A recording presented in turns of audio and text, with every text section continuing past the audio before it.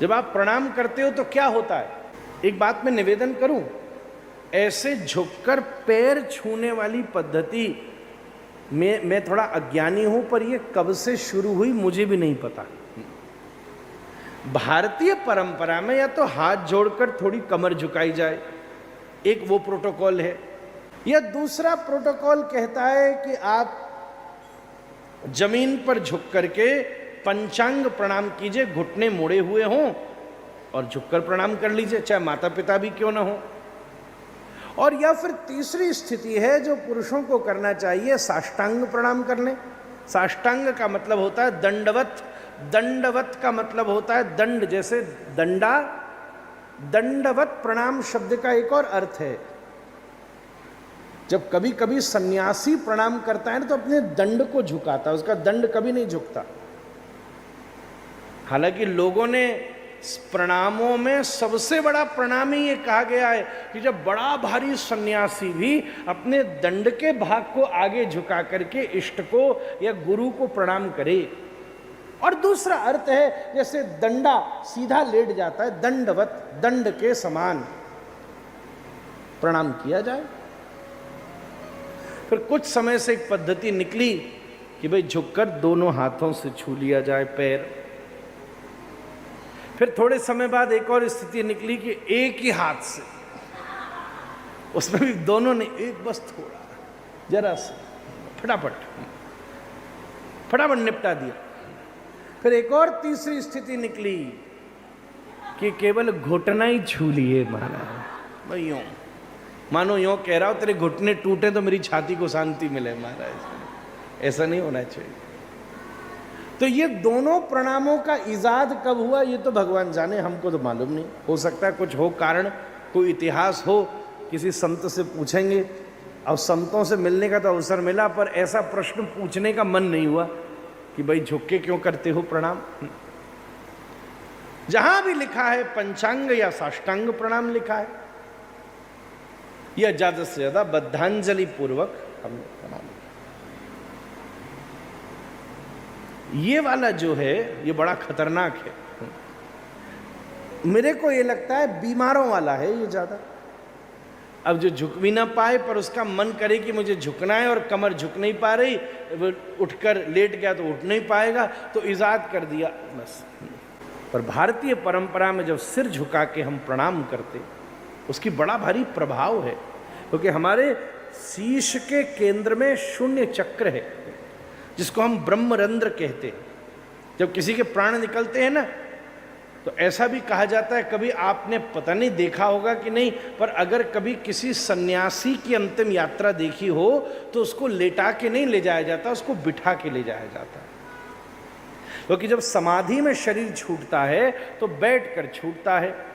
अब किसी किसी का जब शरीर छूटता है तो कभी कभी देखो उसका मलमूत्र निकल जाता है, कभी किसी का देखो तो मुंह खुला रह जाता है, कभी किसी का नाक से भी प्राण, कभी किसी की देखो तो आंखें एकदम खुली रह जाती हैं। मतलब प्राण इस शरीर से किस द्वार से निकले, अधो द्वार से निकले, मुख द्वार से निकले, नेत्र द्वार से निकले, नासिका द्वार से निकले, पर अगर कोई साधक होगा जिसने ट्रेनिंग करी हो, ये भारतवर्ष मृत्यु भी सिखाता है कि प्राण छोड़ने हो तो कैसे छोड़े जाएं, उसका अभ्यास किया हो ठीक से, तो प्राणों को खींच करके मस्तक के ठीक बीच में एक छोटा सा छिद्र होता है, उसको कहते हैं ब्रह्मरंध्र। तभी छोटा बच्चा हो ना उसको कहते हैं ज़्यादा जोर से हाथ नहीं लगाओ, ये बड़ा उसका बहुत ऐसा लिबलिबा होता है, सॉफ्ट होता है, भैया इससे प्राण निकल जाए। ब्रह्मरंध्र ये पूरा अध्यात्म का केंद्र है ब्रह्मरंध्र में। जब हम किसी साधु के चरणों में प्रणाम करते हैं ना तो उसके शरीर से जो ऊर्जा निकल रही है वो हमारे ब्रह्मरंध्र से प्रवेश करके हमारे मन, चित्त, बुद्धि और अहंकार को शांति प्रदान और ऊर्जा प्रदान करे। इसलिए जब आप झुकते हो तो योग में इसको बंद बोला जाता है। आप, मुझे नहीं पता आप में से कितनों ने योग का अभ्यास किया होगा, पर योग में बंद होते हैं, उसमें एक बंद जालंधर बंद भी होता है, एक मणिपुर बंद भी होता है। कभी किसी श्रेष्ठ योगी के पास बैठेंगे तो श्वास को खींचकर वो गर्दन को बंद कराएगा कि ये वाला जो द्वार है अब वो बंद हो गया, अगर आप श्वास को छोड़ भी देंगे तो बाहर नहीं निकलेगी। ऐसे एक बंद पेट में होता है कि जो श्वास नीचे है वो बाहर नहीं निकलेगी। तो जो दंडवत प्रणाम करने की प्रक्रिया है वो यही है कि नीचे का द्वार भी बंद, कंठ का द्वार भी बंद, और मस्तक का केंद्र किसी साधु के जब चरणों में तुमने झुकाया तो उसके चरणों से निकलने वाली जो परम अध्यात्म की ऊर्जा है उसमें तुम्हारी बुद्धि में प्रवेश करके तन में मनः शिव संकल्पमस्तु। ये बहुत वैज्ञानिक प्रक्रिया है, इसको केवल आउट ऑफ रिस्पेक्ट मत समझिएगा। ये थेरेपी है, ये टेक्निक है। और अगर अध्यात्म से विचार किया जाए तो जैसे किसी घड़े में गंदा पानी भरा हो और उसे जमुना जी के किनारे ले जाओ तो सबसे पहले उस घड़े को उल्टा करते हो। जैसे उल्टा करोगे तो गंदगी निकल जाएगी और जैसे सीधा करोगे तो जमुना जी का जल भर जाएगा। ऐसे ही गुरु जी के चरणों में, गोविंद के चरणों में जब ये सिर झुकेगा तो अंदर भरे हुए सब असद विचार निकल जाएंगे और ठाकुर जी की सुंदर रूप रस लीला इसमें भर जाएगी। इसलिए प्रेम से कहो, श्री कृष्णाय वयम।